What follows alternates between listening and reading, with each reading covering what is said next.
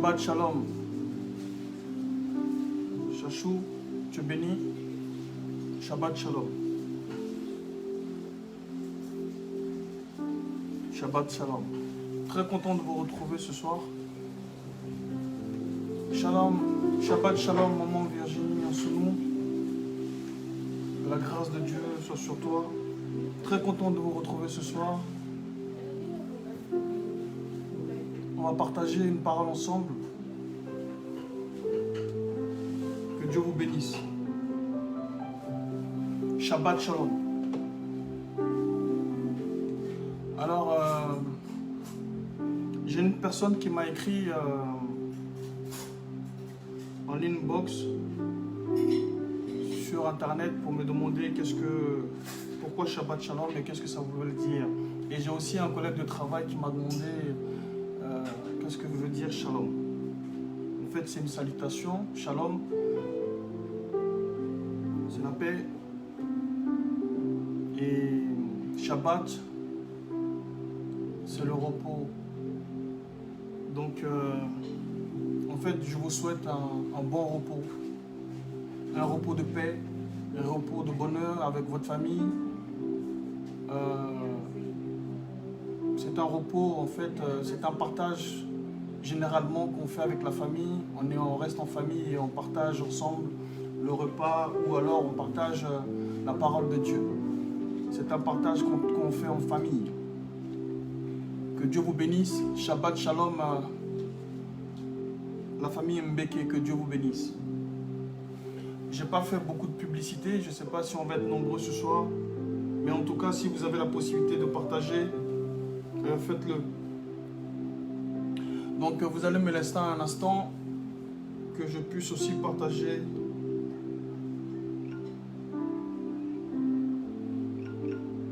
Shabbat Shalom,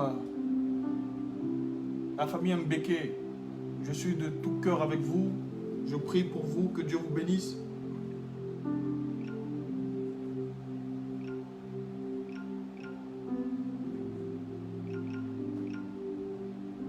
Merci encore de partager ce moment avec moi, avec ma famille. C'est un moment de gloire, un moment de grâce. Vous me faites l'honneur chaque soir de partager ce moment avec moi. Et je vous en remercie.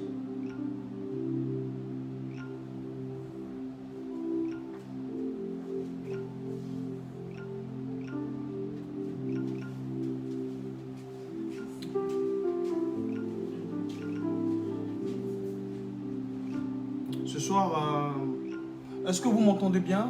Est-ce que tout va bien au niveau du son?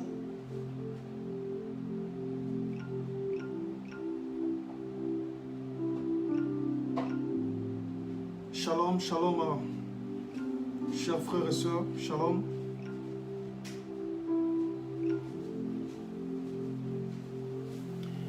Alors Mohamed, quand tu vas regarder cette vidéo, donc j'ai expliqué ce que ça voulait dire Shabbat Shalom.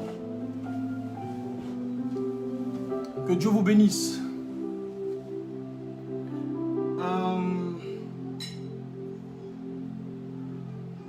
Je voudrais donc ce soir partager un thème avec vous. Le thème, c'est la pression. La pression. Amen. La pression. La pression, c'est un thème qui nous concerne tous. Je ne connais pas quelqu'un qui ne vit pas sous pression. Je ne connais pas quelqu'un qui ne vit pas sous pression dans sa famille, au niveau de son travail. Je ne connais pas quelqu'un qui ne vit pas sous pression dans ce monde. Alléluia. Mais Dieu va nous faire du bien ce soir. Est-ce que c'est une bonne chose de vivre sous pression? Est-ce que c'est ce que Dieu recommande? Et nous allons voir. On va voir cela. Que Dieu vous bénisse ce soir, c'est un partage. Donc que chacun de vous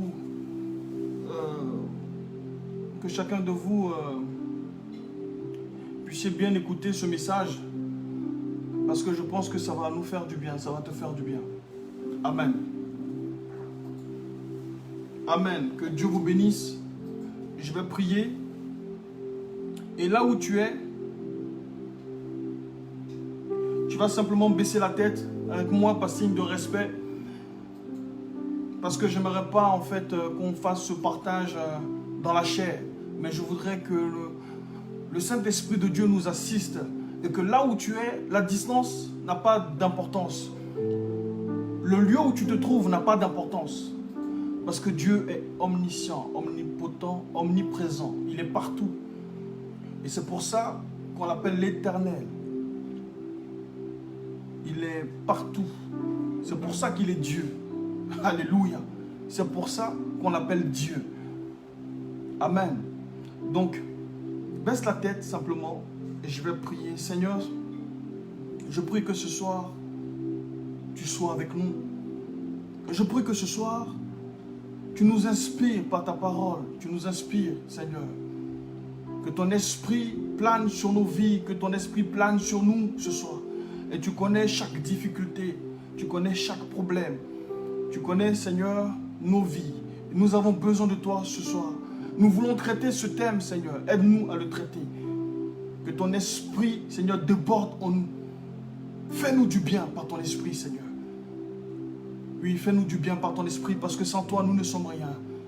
Sans toi, nous ne sommes rien, Seigneur. Un bout de terre, Seigneur, insignifiant. Oh, Seigneur, nous avons besoin de toi, mon Dieu. Fais-nous du bien, s'il te plaît. Alléluia. Amen. Que Dieu vous bénisse. Amen. Que Dieu vous bénisse. Chachou, pendant que nous prêchions, comme la publicité n'a été faite qu'aujourd'hui, si tu peux partager pendant ce temps-là. Et je vais commencer. Amen. Donc, ce soir, je voudrais parler de la pression. Mais d'abord, j'ai une pensée pour tous ceux qui sont en train de vivre des moments difficiles, des moments terribles. Nous ne faisons pas la politique, mais c'est Dieu qui établit toutes choses. C'est Dieu qui établit les autorités. Donc, dans chaque pays où est installée une autorité, c'est Dieu qui a le contrôle de cette autorité. Et il fait comme il veut. Et donc, ce soir, je voudrais prier pour deux pays en particulier, mais il y a plusieurs pays qui vivent des difficultés que je ne connais pas. Mais je suis plutôt informé de ce qui se passe au Mali et de ce qui se passe en Côte d'Ivoire. Donc je voudrais prier pour ces deux pays. Je voudrais prier pour des blessés, pour les familles endeuillées. Je voudrais prier pour ces personnes qui n'ont plus peut-être de père ou de mère parce que ils ont été fauchés par une balle perdue ou fauchés par une balle. Donc, je voudrais prier, Saint-Esprit de Dieu. Nous sommes tous, Seigneur, concernés par ce qui se passe dans le monde. Et plus particulièrement, Seigneur, par ce qui se passe, Seigneur, en Côte d'Ivoire et au Mali. Je voudrais, Éternel, que tu assistes les familles endeuillées. Je voudrais que tu assistes, Seigneur, les enfants qui se trouvent aujourd'hui orphelins. Je voudrais que tu assistes, Seigneur, les maris qui ont peut-être perdu une femme, une épouse. Je voudrais que tu assistes, Seigneur, les femmes qui ont perdu certainement un mari. Des enfants qui ont perdu peut-être un père, un parent. Assiste chacun d'eux. Que ta main, Seigneur, soit sur eux. Éternel, épaule-les. Ouvre des portes, Seigneur, dans les jours à venir pour leur vie. À cause, Seigneur, de ce qui se passe, à cause des troubles, leur avenir, leur futur s'est assombri. À cause de la disparition des membres de leur famille. Mais je prie, Éternel Dieu, c'est toi qui accordes la paix. Accorde la paix dans le cœur de ces familles, dans le cœur de ces hommes et des femmes, Seigneur. Rétablis tous ceux qui sont blessés, des blessés graves, rétablis-les. Guéris-les, chacun d'eux, dans le nom puissant de Jésus. Et Seigneur, je prie aussi que tu donnes et que tu accordes la paix dans ces pays, dans le nom de Jésus. Amen. Que Dieu vous bénisse. Que Dieu vous bénisse. Amen, amen. Amen. Je voudrais me charger. Que Dieu vous bénisse. Alléluia. Ce soir, Dieu va nous faire du bien. La pression, qu'est-ce que ça signifie la pression? Qu'est-ce que ça signifie la pression? La pression, c'est une force exercée sur quelque chose ou quelqu'un. Amen. Et donc, sur une personne, je peux exercer une pression. Sur une personne, je peux exercer une pression verbale ou physique. Voyez? Et donc, la plupart de ce que nous vivons dans ce monde, nous pouvons vivre des pressions dans nos familles. On peut vivre des pressions dans nos couples. On peut vivre des pressions au niveau du travail. On peut vivre des pressions au niveau de nos amitiés. Alléluia. Amen. Est-ce que vous me suivez ce soir, s'il vous plaît? Et ce genre de pression peut t'emmener à pouvoir même perdre ta santé. Parce que tu ne vis plus, tu vis sous la pression de la vie. Et donc, ton corps ne fonctionne plus correctement. Ton sang ne circule plus correctement. Voyez? À cause de la pression. Et ton cœur se fragilise à cause de la pression. Alléluia. Et souvent, on vient dans les églises et on demande à ce que l'homme de Dieu prie pour nous. Mais en fait, tu es sous la sanction de quelque chose, d'un sujet que je voudrais traiter ce soir. Amen. Tu es sous la sanction d'un sujet que je voudrais traiter ce soir avec toi. C'est un partage qui va nous faire du bien. Alléluia.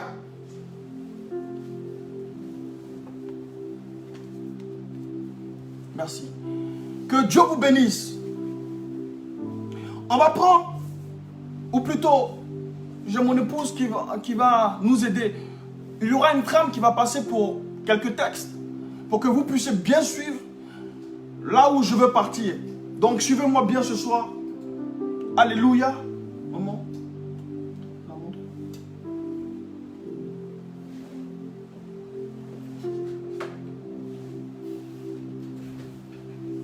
Alléluia.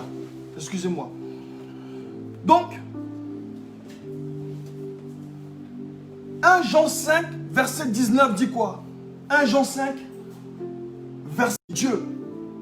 Et que le monde entier est sous la puissance du malin. En fait, Alléluia. Vous pouvez mettre les cœurs s'il vous plaît parce que, je ne sais pas, mais la vidéo menace de s'éteindre. Mettez les cœurs s'il vous plaît. Je ne sais pas pourquoi, mais la vidéo, il y a eu une reconnexion. Donc mettez les cœurs. Merci. Alléluia. Écoutez-moi bien s'il vous plaît. Je dis dans 1 Jean 5 verset 19, il est dit ceci. Nous savons que nous sommes de Dieu. Nous savons que nous sommes de Dieu. Et que le monde entier est sous la puissance du malin. Donc il y a deux choses. Nous savons que nous sommes de Dieu. Donc, mais le monde est sous la puissance du malin. Et la puissance signifie aussi la pression. Il y a d'autres versions qui disent le monde entier est sous la pression du malin, sous le pouvoir du malin. Alléluia. Donc le monde que tu vois, il est sous la pression du diable. Ce monde-là vit sous la pression du diable, sous la domination du diable. Pourquoi? Parce que dans Apocalypse 12, verset 12, il est dit ceci. Le diable est descendu sur la terre animé d'une grande colère. Animé d'une grande colère. Sachant qu'il a peu de temps. Vous voyez? Sachant qu'il a peu de temps. Lui-même, le diable, il est mis sous pression par Dieu. Parce que Dieu lui a accordé un peu de temps. Mais le temps, il ne connaît pas le temps. Il ne sait pas quel temps il a. Donc, la Bible dit qu'il est descendu sur la terre animé d'une grande colère. Tout ce qu'il a comme information, c'est qu'il a peu de temps. Mais il ne sait pas quand. Il ne sait pas quand. Combien de temps il a, il ne sait pas. Donc, il a mis ce monde sous la pression. Plutôt sous sa pression. Voyez? Et donc, quand vous allez voir certains péchés, certains pays qui sont dans le péché, ça va aller à l'extrême. Quand vous allez voir des hommes, des femmes qui sont dans le péché, ça va à l'extrême. Il n'y a plus de limite. Plus on avance dans le temps, plus il n'y a plus de limite dans le péché. Des hommes se marient, ou bien des femmes se marient avec des animaux, des hommes se marient avec des animaux. Voyez, on voit des mariages en direct. Et je crois que le Canada, ils ont légalisé cela dans leur pays. Donc ce que je veux te dire, c'est que les choses vont vite. Alléluia. Pourquoi? Parce que le monde est sous la pression du diable. Amen. Donc, si le monde est sous la pression du diable, c'est que ta vie est sous la pression de ce monde. La vie que tu mènes est sous cette pression-là. Alléluia. Mais la Bible dit, nous sommes de Dieu. Voyez, il y a une différence. Nous sommes de Dieu. Nous savons que nous sommes de Dieu. Donc il y a deux choses. Nous savons que nous sommes de Dieu et ce monde est sous la pression du diable. Sous la puissance du diable. Alléluia. Amen. Voyez un peu. Si tu es de Dieu, ton comportement ou tes agissements doivent ressembler à celle de Dieu. Si tu es de Dieu, ta façon d'être doit ressembler à celle de Dieu. Ta façon de marcher doit ressembler à celle de Dieu. Je vais vous expliquer tout cela. On va aller doucement. Maintenant, on va prendre mon texte principal. 1 Samuel, chapitre 13, versets 5 à 14. Vous allez comprendre. Écoutez-moi bien, s'il vous plaît. Écoutez-moi bien, s'il vous plaît. Ce thème est très important pour ta vie, pour le déroulement de ta vie. Ce thème est très important parce que certainement que tu t'es mis sous un joug étranger à cause de la pression de la vie. Certainement tu t'es mis sous une sanction toi-même, tu t'es sanctionné toi-même. Et beaucoup de choses ne fonctionnent pas dans ta vie. Et tu demandes à ce qu'on prie pour toi, des hommes de Dieu, ouais, prie, mais les choses ne se débloquent pas. À cause de quoi? À cause de ce que tu n'as pas respecté cette parole. Voyez, 1 Samuel, chapitre 13, versets 5 à 14. On va voir cela. Je lis la parole de Dieu. 1 Samuel, chapitre 13, versets 5 à 14. Les Philistins s'assemblèrent pour combattre Israël. Ils avaient 1000 chars et 6000 cavaliers. Et ce peuple était innombrable, comme le sable qui est sur le bord de la mer. Ils vinrent camper à Mishra, à l'orient de Beth-Aven. Les hommes d'Israël se virent à l'extrémité, car ils étaient serrés de près. Ils se cachèrent dans les cavernes, dans les buissons, dans les rochers, dans les tours et dans les citernes. Il y eut aussi des Hébreux qui passèrent le Jourdain pour aller au pays de Gad et de Galad. Saül était encore à Gilgal, et tout le peuple qui se trouvait auprès de lui tremblait. Ils attendaient 7 jours, selon le terme fixé par Samuel. Mais Samuel n'arrivait pas à Gilgal, et le peuple se dispersait loin de Saül. Alors Saül dit, « Amenez-moi l'holocauste et le sacrifice d'action de grâce. » Et il offrit l'holocauste. Comme il achevait d'offrir l'holocauste, voici Samuel arriva, et Saül sortit au-devant de lui pour le saluer. Alléluia. Amen. 1 Samuel 13, versets 5 à 14. Vous avez écouté le texte? Donc, je vous fais le résumé. Saül était roi depuis 2 années, il me semble. Il était roi depuis 2 années. Et donc, il devait donc combattre les Philistins à Gilgal. Et les Philistins étaient très nombreux. Il y avait, je crois, 1000 cavaliers. Et non, plutôt 6000 cavaliers et 1000 chars. Donc c'était vraiment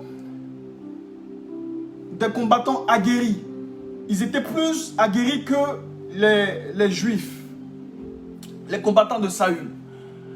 Et le prophète Samuel va avoir une ordonnance de Dieu. Le prophète Samuel va donc indiquer au roi Saül que voilà ce que tu dois faire. Pendant 7 jours, il va falloir m'attendre. Je vais venir. Et c'est moi qui suis le seul habilité à pouvoir faire un sacrifice, un holocauste à Dieu, afin de vous garantir la victoire. Dieu va nous garantir la victoire si cela est respecté. Il ne faut pas bouger du tout. Il faut m'attendre. Je vais venir. Quel que soit le temps, quel que soit ce qui va se passer, attends-moi. Je viens. Alléluia. Il ne faut surtout pas bouger d'ici. Je vais venir. Vous comprenez un peu? Donc, il a cette ordonnance-là de la part du prophète Samuel. Alléluia. Et les Philistins vont se montrer face au peuple d'Israël. Et dans les rangs d'Israël, il va y avoir la panique quand ils vont voir le peuple, quand ils vont voir les combattants des Philistins. Parce que c'est des personnes qui sont aguerries, ils sont surarmés. Et eux n'ont pas d'armes. Vous voyez? Et donc, dans le camp de Saül, il va y avoir la panique. Les gens vont commencer à courir, ils vont commencer à fuir. Pourquoi? Parce que le peuple ne voit pas venir le prophète Samuel. Et ils savent que le roi, ce roi-là, n'a pas les épaules, il n'a pas l'étoffe, il n'a pas la carrure, il n'a pas l'autorité suffisante pour nous garantir la victoire. Saül, tu viens de gouverner, ça fait que 2 ans. Alléluia. Mais regarde ce peuple-là comme ils sont nombreux. Regarde-nous comment on est armés. On va mourir pour rien. Donc il y a d'autres qui se sont jetés dans des citernes, etc. Il y a d'autres qui ont fui, qui ont passé le Jourdain, dit la Bible. Parce qu'il y avait une grande peur. Et ils n'avaient pas confiance au roi. La seule personne en qui ils avaient confiance, c'était le prophète Samuel. Amen. Voyez, donc le peuple, quand il a vu le peuple se disperser, quand il a vu que les troupes des Philistins étaient nombreux, ils étaient surarmés, il a perdu pied. Il a perdu toute maîtrise de lui-même. Alléluia. Et la Bible dit que il a dit: emmenez-moi l'holocauste, emmenez-moi le sacrifice, je vais le faire moi-même. Alléluia. Emmenez-moi le sacrifice, je vais le faire moi-même. Voyez, pressé par le temps, pressé par l'adversaire, il s'est détourné de ce que Dieu avait ordonné.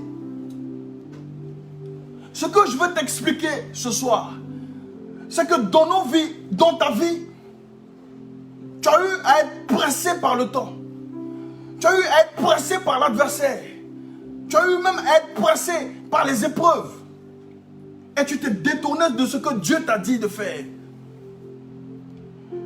Tu t'es détourné du regard de Dieu. Pressé par la vie, pressé par ta vie. Tu as commencé à faire des choix qui n'étaient pas celles de Dieu. Et tu t'es retrouvé dans des situations plus compliquées que la précédente. Tu t'es engouffré dans une situation, tu ne peux plus t'en sortir. C'est parce que tu as couru plus vite que Dieu. Alléluia. Saül, tout ce qu'il devait faire, c'était simplement user de patience pendant 7 jours. Il devait user de patience. 7 jours, c'est pas beaucoup. Le prophète a dit qu'il va venir, mais pourquoi est-ce que tu t'empresses? Alléluia. Voyez. Donc, face au peuple, face à l'armée des Philistins, le roi lui-même qui est censé nous garantir l'assurance, qui est censé nous garantir la victoire, qui est censé nous garantir la paix, qui est censé nous garantir toutes sortes de choses, ce roi lui-même, il prend panique. Quand tu vois quelqu'un qui panique, qui est censé normalement être devant de toi et qui panique, quand tu vas courir, vous voyez, tu cours. Si le policier qui vient parce qu'il y a un cambriolage à la maison, toi-même, le voleur t'a braqué, et par miracle, les voisins appellent la police, et la police arrive, on vous trouve dans la maison, toi tu es braqué par le voleur. Mais le policier, au lieu de faire ce qu'il a à faire, il prend la fuite. Mais ta vie, mais c'est fini pour toi. Voyez un peu ce que je veux dire. Alléluia. Est-ce que vous me comprenez? Donc le roi, pris de panique, a pris une mauvaise décision. Il a pris la décision de pouvoir faire l'holocauste, plutôt le sacrifice lui-même. Or, le seul habilité à faire un sacrifice, c'est le prophète Samuel. Alléluia. Voyez? Il a décidé de prendre la place du prophète. Il a décidé de prendre la place du prophète. Il y a certaines personnes, à cause de la pression de la vie, il y a certaines personnes, à cause de la pression de ce monde, ils prennent la place de Dieu. Ils veulent prendre la place de Dieu. Voyez? Tu es chrétien. Tu sais que Dieu a le contrôle du temps. Il a le contrôle de ta vie. Tu lui as donné ta vie. Tu te dis que Seigneur, je te donne ma vie, je te donne tout ce qui m'appartient. Tout est à toi. Prends le contrôle. Tu as fait ce genre de prière. Et tu te retrouves face à une situation, mais tu veux prendre la place de Dieu. Voyez, le roi Saül a pris la place du prophète Samuel, qui était le seul habilité à faire le sacrifice. Et c'est pour ça qu'il s'est mis automatiquement sous la sanction de Dieu. Il s'est mis automatiquement sous la disqualification. Il s'est disqualifié lui-même. Alléluia. Est-ce que vous me suivez? Il s'est disqualifié lui-même.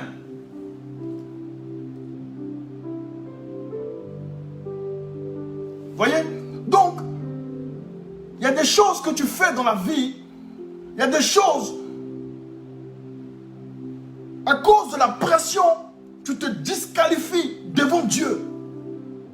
On peut faire toutes sortes de prières, mais il y a un département de ta vie qui ne pourra jamais être réparé. Saül a été disqualifié et jamais il est revenu sur la scène. Jamais il a été remis à son niveau. Il a été disqualifié, Alléluia. Il y a des départements de ta vie, à cause de tes mauvais choix, à cause de ce que tu t'empresses, à cause de ce que tu te laisses sous pression par ce monde, tu te disqualifies. On peut faire toutes sortes de prières, ma soeur. On peut faire toutes sortes de prières. Il n'y a que Dieu, il n'y a que la grâce de Dieu qui peut te réqualifier. Alléluia.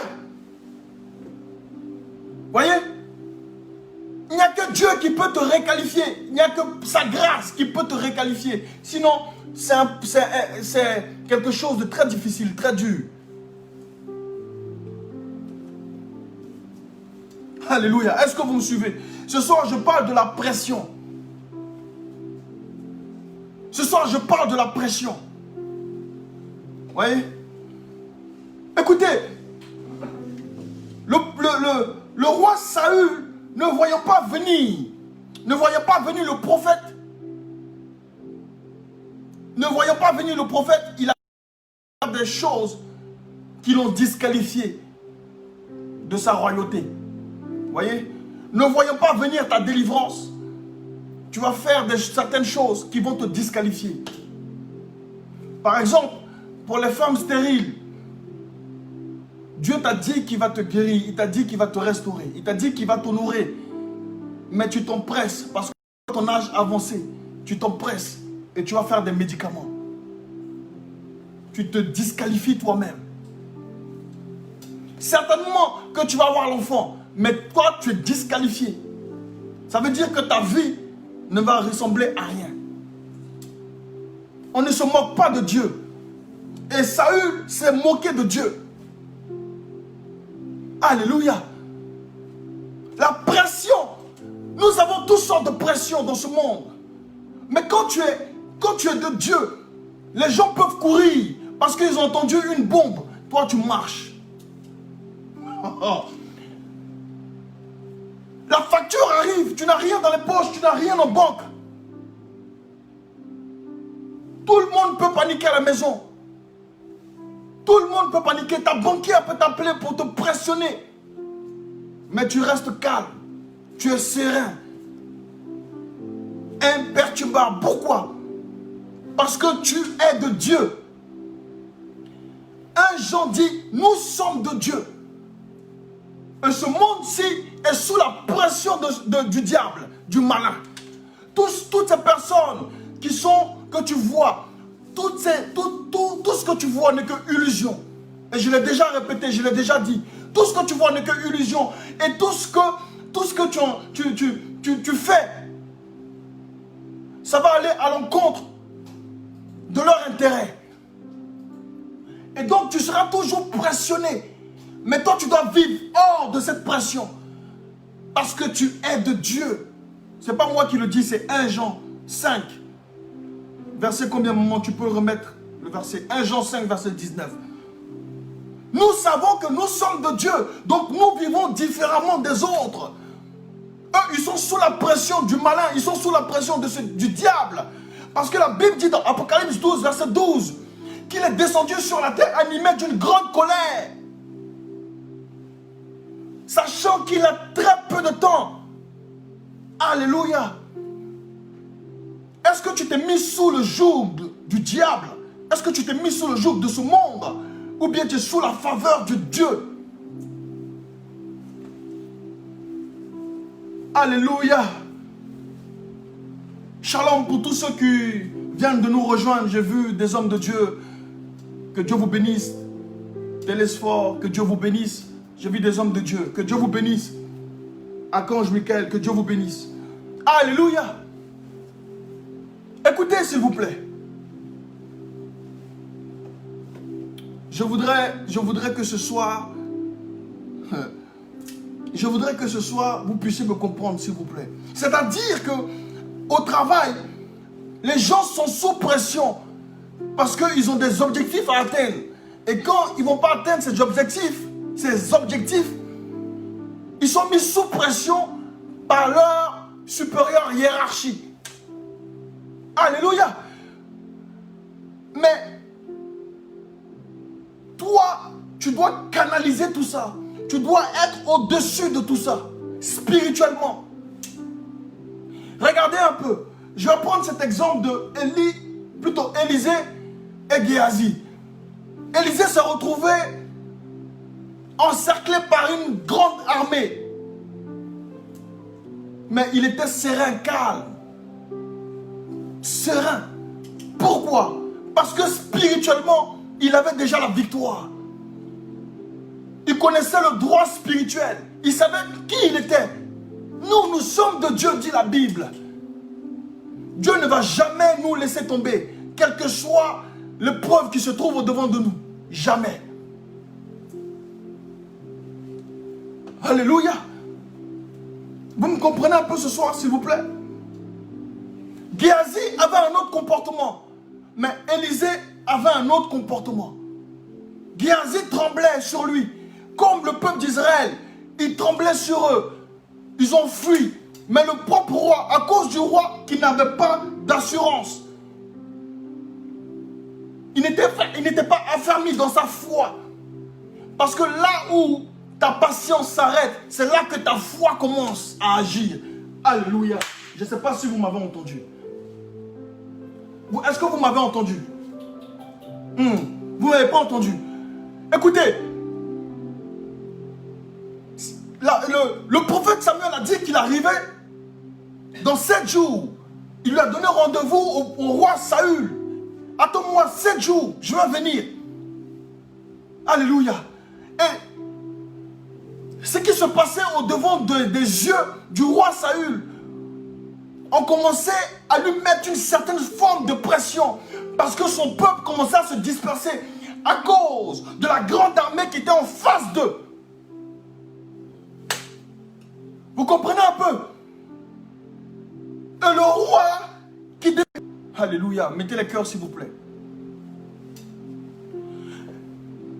Donc le roi qui devait avoir une assurance, qui devait avoir une forme d'assurance, une forme de paix en lui, parce que de Dieu, parce que sa royauté appuyée sur le rocher, le Christ, il devait avoir une assurance.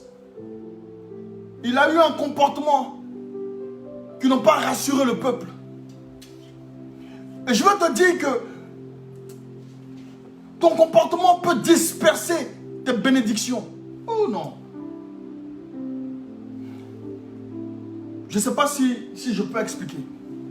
Ton comportement face à des situations, le Seigneur a prévu une telle grâce, mais face à ton comportement, à cause de la pression de ce monde, tu disperses ta grâce. Voyez, le roi Saül devait durer et devait avoir un appui du Seigneur parce que c'est Dieu qui l'a choisi, c'est Dieu qui a affermi son royaume. Ce n'est pas pour disqualifier, vous comprenez un peu. Mais voici ce que le Seigneur n'a pas accepté dans le comportement de Saül. Tu devais user de patience pendant 7 jours. Voyez? Et pendant 7 jours, quand ta patience finit et que tu vois que le peuple commence à se disperser, ta patience finit. Normalement, c'est ta foi qui prend le relais. Alléluia. Quand la patience d'un homme finit, c'est la foi qui prend le relais. Est-ce que c'est bon comme ça? Est-ce que le réseau est bon? Est-ce que je monte le volume? Écoutez, suivez-moi bien s'il vous plaît. Je dis, quand ta patience finit, parce que tu es homme, tu es humain, donc nous avons certaines limites face aux situations, face aux défis de la vie. Nous avons nos carences, on a certaines limites. Mais quand tu as ta patience finie, tu as épuisé toutes les réserves de ta patience, c'est là que ta foi en Dieu commence. Alléluia.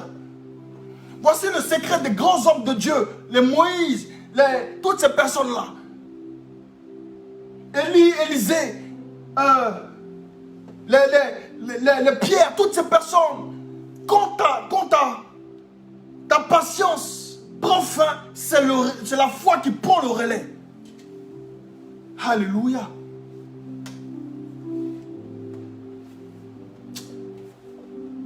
Que Dieu vous bénisse. Ce soir, je voudrais partager ce thème, la pression.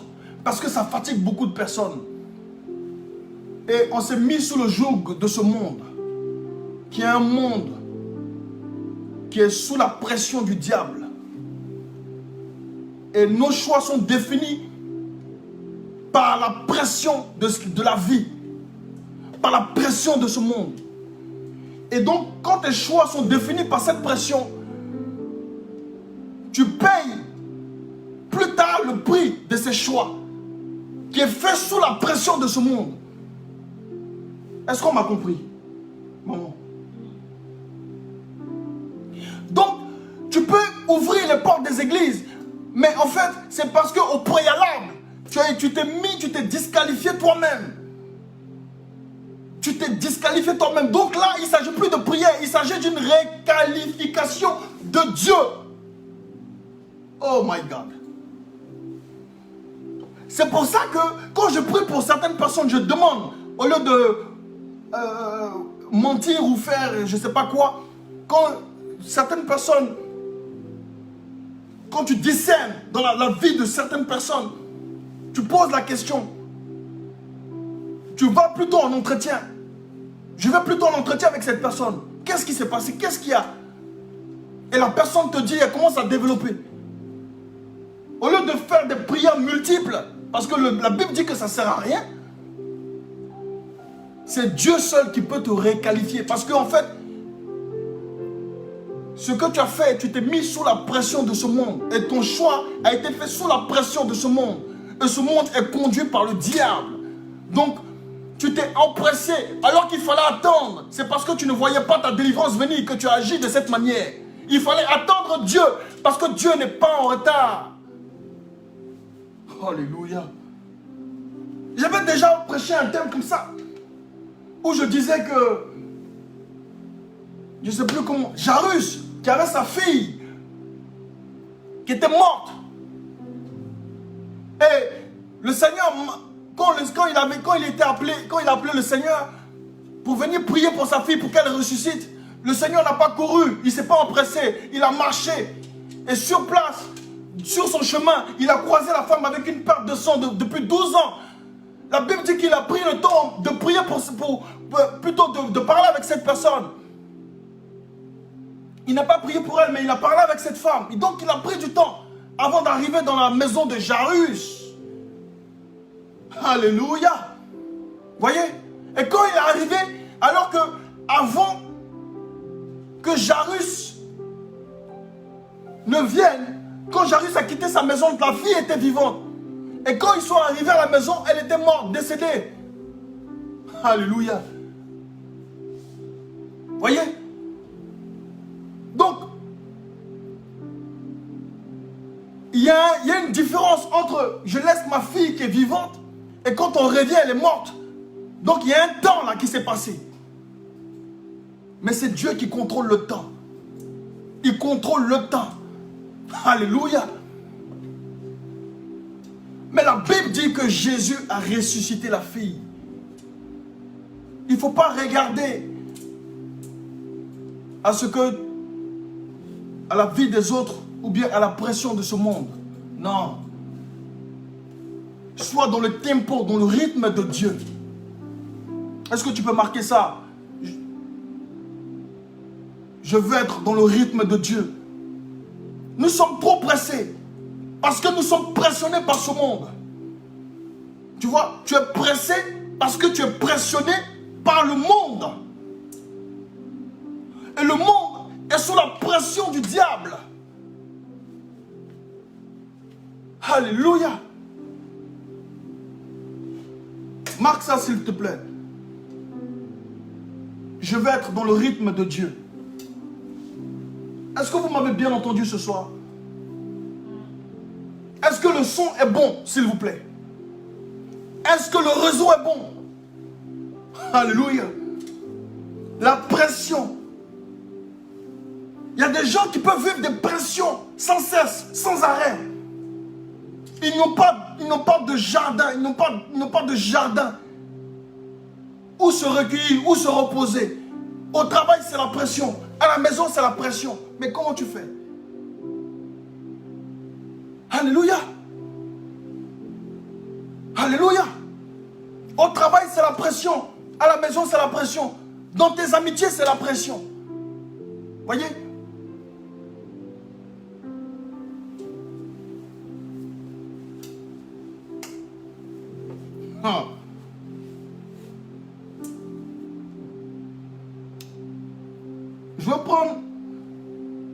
Je veux que...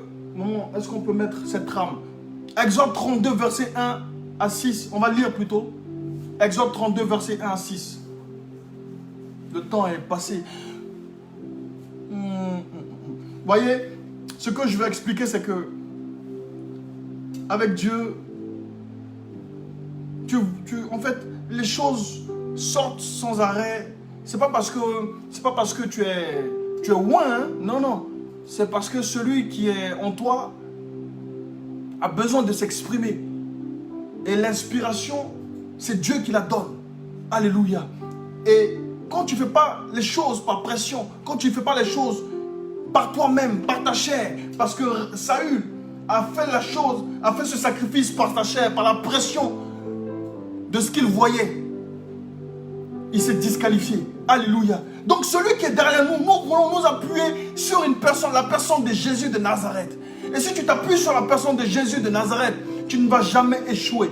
Jamais. Alléluia. Que Dieu vous bénisse. Je voudrais terminer ce thème qui est très important pour moi. Allons-y dans Exode. Il me reste 15 minutes. Dans Exode 32, verset 1. Je lis la parole de Dieu. Exode 32, verset 1. Le peuple, voyant que Moïse tardait à descendre de la montagne, s'assembla autour d'Aaron et lui dit: Allons, fais-nous un Dieu qui marche devant nous, car ce Moïse, cet homme qui nous a fait sortir du pays d'Égypte, nous ne savons ce qu'il est devenu. Alléluia. Voyez, le peuple ne voyant pas que Moïse, plutôt le peuple voyant que Moïse tardait à descendre de la montagne, s'assemblait autour d'Aaron et lui dit: Allons, fais-nous un Dieu qui marche devant nous. Voyez, il ne voyait pas venir. Là, il y a un problème de temps, parce qu'il ne voyait pas venir l'homme de Dieu Moïse. Donc, ce qu'ils ont fait, c'est qu'ils se sont mis autour d'Aaron et ils ont exercé une pression sur Aaron, afin que Aaron fasse un veau d'or. Mais Aaron n'a pas eu cette idée de faire un veau d'or, voyez, mais il a été pressionné par la foule. Alléluia. Et donc, son choix a été fait sous la pression de ce peuple. L'acte qu'il a posé a été fait sous la pression du peuple. Mais ce n'est pas venu de lui. C'est lui le sacrificateur qui doit encaisser cette pression, mais qui ne doit pas se mettre sous le joug, sous la disqualification. Il ne doit pas être disqualifié. Mais beaucoup de personnes n'acceptent pas cette pression. Quel que soit ce que tu vas faire, cette pression est sur ce monde. La Bible dit que ce monde est sous la puissance du malin. Donc il y a cette pression qui tourbillonne autour de nous. Elle est là et tu ne peux pas y échapper. Mais tu dois pouvoir encaisser cette pression. Tu dois pouvoir, ça doit rebondir sur toi. Ça ne doit pas avoir d'effet. C'est le mot que je cherchais. Ça ne doit pas avoir d'effet sur toi. Quand les autres courent, tu marches. Quand les autres marchent, tu cours. Quand les autres pleurent, tu ris. Quand les autres rient, tu pleures. Il n'y a pas de pression. Ça ne doit pas agir sur toi. Alléluia. Est-ce que vous me suivez? Mais parce que si tu n'absorbes pas cette pression, tu vas être englouti. Tu vas être englouti. Et ta vie n'a plus aucun sens. Parce que tu vis sous la pression de ce monde. Tu vis sous la pression de ta famille. Tu vis sous la pression de tes amis. Tu vis sous la pression de ta maison. Tu vis sous la pression de la société dans laquelle tu es. Alléluia. Alléluia. Est-ce que ce soir on m'entend, s'il vous plaît? Est-ce que le son est bon? Est-ce que le volume est bon? Alléluia. Oh my God. Voyez, Aaron, c'est un bon sacrificateur, c'est un bon homme de Dieu. C'est un homme de Dieu, ouais. Mais à cause de la pression du peuple, il a fait un veau d'or. Et ça, tout le monde en parle. Jusqu'à aujourd'hui, on en parle. Il y a certains choix que tu vas faire à cause de la pression de la vie. Tu vas commettre des erreurs qui vont te suivre toute ta vie et qui vont suivre même ta descendance. Oh my God. Tu ne vis pas pour toi, mais tu vis pour un peuple. Tu vis pour une famille. Tu vis pour ta descendance. Tu vis pour des générations à venir. Ce que j'ai appris de la France, c'est que la France... Oh, my God, est-ce que je peux parler? Ce que j'ai appris de ce pays, c'est que tu ne dois pas vivre en regardant en vivant au jour le jour plutôt. Tu ne dois pas regarder ta surface et vivre au jour le jour. Non, parce que si tu vis comme ça, tu ne vas jamais t'en sortir. Jamais tu ne vas t'en sortir. Jamais tu vas passer l'étape supérieure, l'étape au-dessus. Jamais tu ne vas émerger. Jamais tu vas connaître une croissance. Alléluia. Mais tu dois toujours calculer sur 5 ans, sur 10 ans. Tu dois programmer ta vie sur 5, 10, 15 ans. Alléluia. C'est ce que j'ai appris de ce pays. Voyez un peu. Donc, les choix que tu fais, les actes que tu poses aujourd'hui ont une conséquence sur la génération passée, ou plutôt sur la génération future. Ta vie aujourd'hui, si tu vis, c'est parce que si tu vis une nouvelle vie, si tu n'as pas connu, aujourd'hui tu n'es pas sous le joug du diable, c'est parce que quelqu'un s'est donné à la croix de Golgotha. Et sachant qu'il devait poser cet acte pour des générations, pour toi et moi. Alléluia. Alléluia. Il a posé cet acte pour que tu sois sauvé, pour que nous soyons sauvés, pour que nous ne soyons pas sous le joug du diable. Il nous a prévenus de beaucoup de choses. Alléluia. Il dit que ce monde est sous la puissance, sous la pression de ce monde. Mais toi qui es né de nouveau, tu dois être en dehors de cette pression. Dieu veut t'utiliser pour marquer des générations. Dieu veut t'utiliser pour être un exemple, pour être un témoignage palpable, un témoignage puissant pour le monde entier. Dieu veut t'utiliser, mon frère. Mais toi, tu es sous le joug. Tu t'es mis sous le joug de ce monde. Alléluia. Amen. Écoutez, allons dans Apocalypse 3, verset 8. Tu peux mettre sur cette trame. Apocalypse 3, verset 8. Il dit, j'ai mis devant toi une porte et personne ne peut la fermer. Je vais parler de ça et j'ai presque fini. Amen. J'ai mis devant toi une porte et personne ne peut la fermer. Oh. Écoutez-moi bien s'il vous plaît. Je finis avec ça. J'ai mis devant toi une porte et personne ne peut la fermer. Écoute, à ton avis, qui veille sur cette porte que personne ne peut fermer? Qui veille sur cette porte? Je veux que tu me marques la réponse sur ton téléphone, sur l'écran. Marque-moi la réponse. Il dit dans Apocalypse 3, verset 8, j'ai mis devant toi, c'est-à-dire j'ai mis devant toi, homme de Dieu, archange Michael, j'ai mis devant toi une porte et personne ne peut la fermer. Personne ne peut la fermer. J'ai mis devant toi Arthur Élysée, j'ai mis devant toi une porte et personne ne peut la fermer. Maman Nyansounou Virginie, j'ai mis devant toi une porte et personne ne peut la fermer. Chachou, j'ai mis devant toi une porte et personne ne peut la fermer. Je vous pose maintenant la question. À votre avis, qui veille sur cette porte que personne ne peut fermer?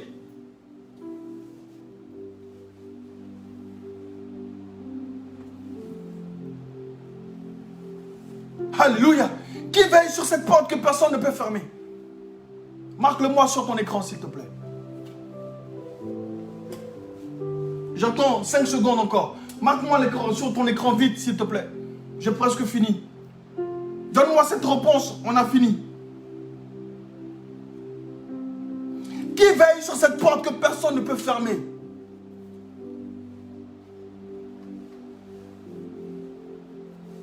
Alléluia.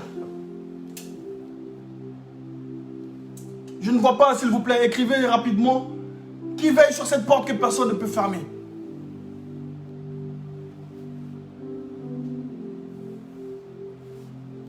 Maman, c'est écrit où?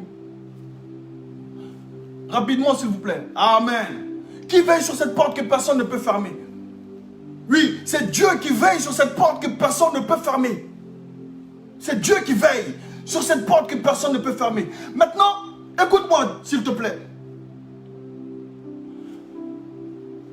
Toi, tu t'empresses d'ouvrir une porte par rapport à une situation, par rapport à ta vie. Tu ouvres, toi-même tu ouvres une porte. Alléluia. Toi-même tu ouvres une porte. Alléluia. Écoute-moi bien s'il te plaît. Toi-même, par rapport à ta situation, par rapport à la misère de ta vie, par rapport au blocage que tu rencontres, par rapport à la montagne qui est au-devant de toi, tu vas toi-même et tu ouvres une porte de ta vie. Tu ouvres une porte par rapport à la situation que tu traverses. Alléluia. Tu ouvres une porte par rapport aux épreuves. C'est toi qui ouvres cette porte, frère. Mais tu auras l'endurance pour veiller sur cette porte ouverte. Cette porte va se refermer un jour parce que tu as des adversaires, parce que le diable, parce que ce monde est sous la pression, sous la domination de ce monde. C'est pour ça que le Seigneur dit, c'est lui-même qui ouvre la porte et personne ne peut la fermer. Il a mis devant toi une porte et personne ne peut la fermer. Toi, tu n'as pas d'effort à faire. Tout ce que tu dois faire, c'est de franchir cette porte, mon frère. Alléluia. Tout ce que tu as à faire, c'est de franchir cette porte. Tu n'as pas d'effort à faire, tu n'as pas d'effort à fournir. Tu n'as pas à courir, tu n'as pas à être en retard ou en avance. Mais sois dans le rythme de Dieu. Parce qu'au devant de toi, il y a une porte qui est ouverte. Et celui qui veille sur cette porte, il s'appelle Yahvé Jireh. Il s'appelle El Shaddai. Il s'appelle Adonai. C'est le Dieu Tout-Puissant, le Créateur des cieux et de la terre. La Bible dit qu'il est mort. 3 jours, 1, 2, 3e jour, la Bible dit qu'il a été ressuscité. Alléluia. Ressuscité pour toi. Ressuscité pour que cette porte soit au-devant de toi. Et qu'elle demeure toujours ouverte. Parce que Dieu ne sommeille ni ne dort. Mais si c'est toi qui ouvres cette porte, elle va se refermer un jour. Tu vas t'épuiser à pouvoir ouvrir cette porte. Et cette porte, elle n'est pas garantie qu'elle ne se refermera pas. Elle va se fermer un jour à cause de l'adversité, à cause de la jalousie de tes frères, de tes soeurs, à cause de la pression de ce monde. Cette porte se refermera parce que quand tu fermeras les yeux, quand tu vas sommeiller un jour, quand tu vas tourner le dos, ils vont s'empresser de fermer la porte. Mais si c'est Dieu qui a ouvert cette porte, il ne pourra rien faire. Il dit personne ne peut la fermer. Alléluia. Oh my God. Mon frère, qu'est-ce que tu choisis? Qu'est-ce que tu choisis ce soir? Est-ce que tu choisis d'ouvrir la porte toi-même? Ou bien tu laisses Dieu ouvrir la porte qui est au-devant de toi? Ou bien tu choisis le Seigneur, tu choisis d'être dans le rythme de Dieu. Tu choisis d'être dans le rythme du Seigneur pour qu'il mette devant toi une porte qui s'ouvre. Elle prendra du temps. Elle prendra du temps certainement. Mais elle va s'ouvrir. Cette porte s'ouvrira et ta destinée changera. Cette porte s'ouvrira et ta vie ne sera plus jamais la même. Beaucoup de personnes disent des paroles, oui, pour pouvoir t'encourager. Mais moi ce soir, je ne suis pas là pour t'encourager. Je suis là pour te dire la vérité de Dieu. Je suis là pour te dire que si tu t'es disqualifié parce que tu t'es mis sous la pression de ce monde est contrôlé par le diable, dit la Bible, dit 1 Jean 5. Écoute-moi bien, ce verset ne vient pas de moi, mais ça vient de Dieu. C'est la parole de Dieu. Elle n'est pas inventée par un homme. Elle vient de Dieu. Donc tu dois être, si tu veux le succès, si tu veux la réussite, si tu veux être accompagné par la puissance de Dieu, dans tout ce que tu fais, tu dois suivre, tu dois marcher selon cette parole, tu dois adopter le caractère de Dieu, tu dois adopter le regard de Dieu, tu dois suivre le regard de Dieu, tu dois adopter Oh my God. Maman, je ne sais pas si je dois le dire. Alléluia. Écoute-moi bien. Si tu veux te démarquer, si tu veux te positionner par rapport à ce monde, tu dois accepter de fermer les yeux sur ta vie. Tu dois accepter de fermer les yeux sur ta vie. Il dit, celui qui chérit sa vie, celui qui aime sa vie, la perdra.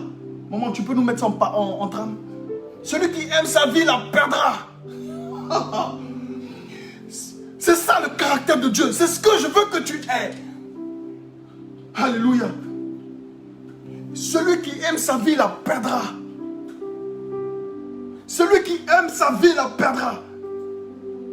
Mais si tu perds ta vie ici, si tu acceptes de fermer les yeux sur ta vie, tu la retrouveras. Alléluia. Si tu dois te démarquer, si tu veux te démarquer, si tu veux avoir cette position favorable, si tu veux être dans le temps de Dieu, il va falloir que tu fermes les yeux sur ta vie. Alléluia. Amen. Que Dieu vous bénisse. Que Dieu vous bénisse. Alléluia. Maman, tu as mis là, tu as mis? Que Dieu vous bénisse. Que Dieu vous bénisse. C'est Jean 12. Alléluia. Je veux que vous puissiez regarder ce dernier verset, s'il vous plaît. En vérité, je vous le dis. Si le grain de blé qui est tombé en terre ne meurt, il ne reste seul. Mais s'il meurt, il porte beaucoup de fruits. Celui qui aime sa vie la perdra. Et celui qui hait sa vie dans ce monde la conservera pour la vie éternelle. Alléluia. Vous voyez, je n'invente rien du tout. Si tu acceptes de fermer les yeux sur ta vie, tu la retrouveras. Que Dieu vous bénisse. Je vous aime tous. Ce soir, je voudrais que tu marques. Je ferme mes yeux sur ma vie.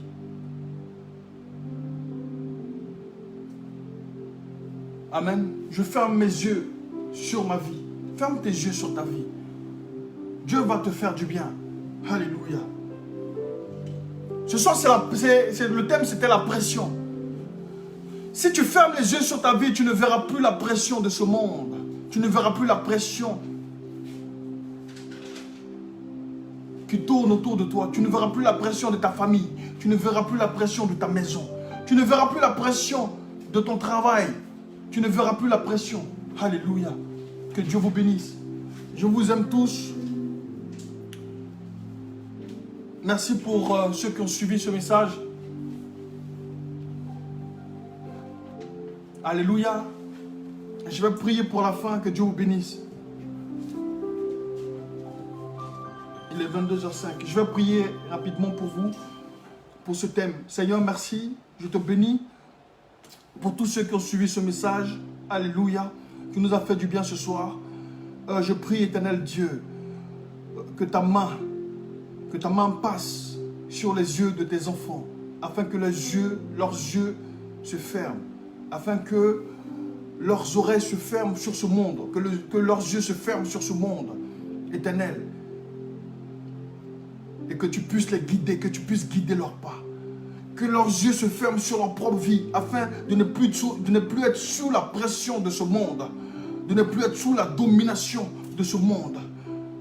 Mais porte chacun d'eux sur tes épaules, porte chacun d'eux sur tes ailes, afin de les conduire à la destination que tu auras choisie pour leur vie, dans le nom de Jésus.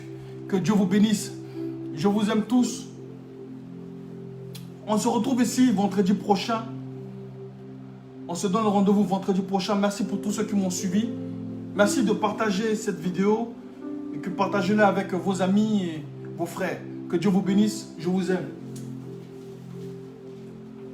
Shalom à tous ceux qui nous ont suivis.